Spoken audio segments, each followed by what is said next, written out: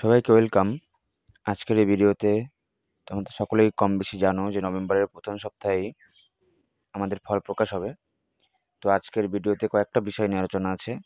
প্রথমত, যে marks, cut off মার্কসের কত থাকলে আমি ইন্টারভিউয়ের জন্য প্রস্তুতি নেব এবং কোন কোন বিষয়ে কত কত মার্কস থাকবে সেগুলো নিয়ে, ঠিক আছে? তো আলোচনার যে প্রথমে আসছে জিওগ্রাফির, বিশেষ করে জিওগ্রাফির 9-10 যারা 50+ পেয়েছো তারা অবশ্যই ইন্টারভিউর জন্য প্রস্তুতি নাও। আর যারা 11-12-এ 55+ পেয়েছো তারা অবশ্যই নিতে পারো। এছাড়া পাশাপাশি দেখো, সাবজেক্টগুলোতেও এই একই প্যাটার্ন ফলো করা যেতে পারে, ঠিক আছে?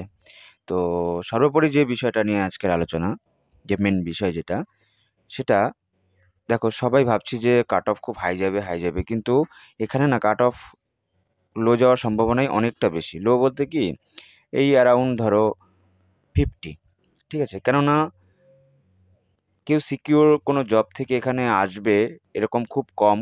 যেটা আমরা ভাবছি যে 10 যেটা এক্সপিরিয়েন্স পাবে সবাই এদিকে আসছে, তো ওই দিকগুলো আমরা একটু অ্যাভয়েড করে নিজের মোটিভেশন, এখন তো করার কিছু নেই। ফ্রেশার্সদের এখন এই টাইমটা পরে কিন্তু আর পাবে না। পরে কিন্তু একদমই টাইম থাকবে না যে তুমি রেজাল্ট পেলে, তোমার নাম উঠলো, তারপর তুমি ইন্টারভিউয়ের জন্য যাও। কিন্তু এখন প্রস্তুতিগুলো নিয়ে রাখা দরকার আর কি। নিয়ে রাখা, ইন্টারভিউয়ের কোন কোন কৌশল, কোন বিষয়গুলো, এই যে আমাদের ইভেন নিউজ পেপারে ওই বিষয়গুলো তুলে ধরেছে। তো যে 5টি বিষয় করতেই হবে সেটা নিয়ে আগে একটা ভিডিওতে করা হয়েছে। দেখে নেবে যে 9-10-এ যারা বসছে, যারা 9-10-এর বইগুলোকে, টপিকগুলোকে বেছে নিতে হবে। তারপর তোমার হলো 6 থেকে 8 পর্যন্ত ক্লিয়ার রাখতে হবে। তারপর তোমাদের পরপর পরপর করে যে বোর্ড ওয়ার্ক, তারপরে আছে তোমার হলো প্র্যাকটিস।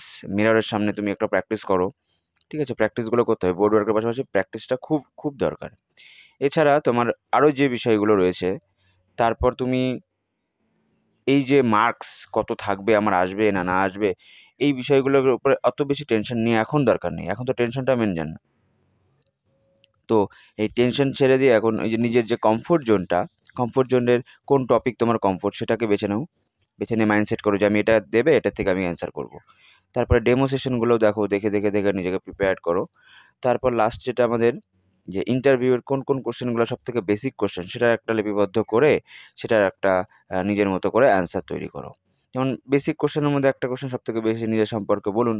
তো নিজের সম্পর্কে বলতে গিয়ে কি বলবে না বলবে, ঠিক আছে? আর এই বিষয়গুলো তো শুধু একটা সাবজেক্টের না, বেঙ্গলি, ইংলিশ, হিস্ট্রি, জিওগ্রাফি, সবাই এই বিষয়গুলোকে তুলে ধরবে।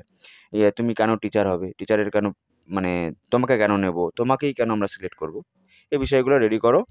আর সবাই ভালো থাকো। এছাড়া আত্মবিশ্বাসী হয়ে কাজটা করতে থাকো। আর শেষ পর্যন্ত দেখার জন্য সকলকে ধন্যবাদ।